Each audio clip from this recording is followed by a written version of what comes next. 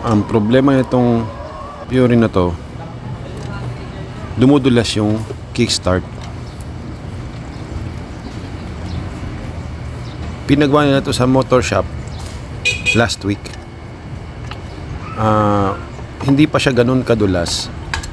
Sabi nung may-ari, after nilang maipagawa, dumudulas na yung kickstart. Tapos wala nang takbo.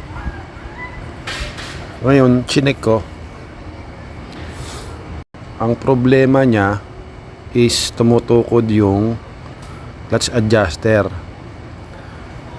Bali dito sa video, hindi ko na lang pinakita, pero naka 3 beses ko siyang binuksan para lang ma-double check at masigurado, dahil yung una at pangalawang bukas ko na tinest drive namin siya, dumudulas siya.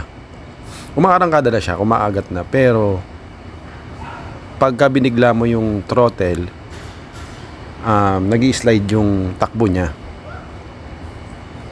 So yan, nagpapalit siya ng lining nito, pero hindi kasi napalitan yung clutch spring, kaya pilitan ko yung clutch spring niya.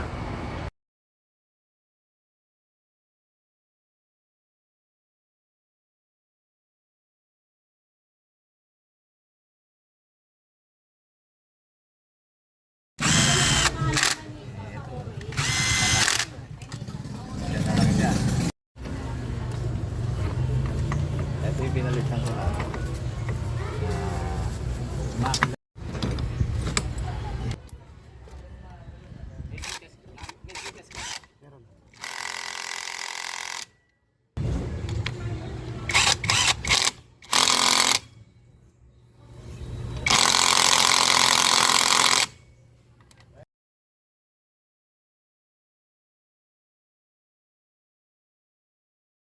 Yan, ipapakita ko lang yung part na tinabasan ko.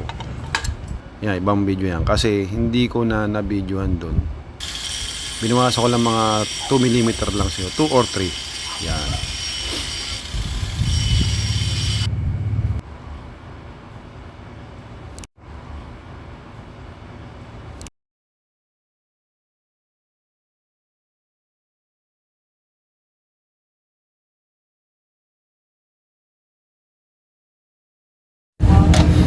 Tapos after nyan, kapit na yung kick nyan, uma-under na yan.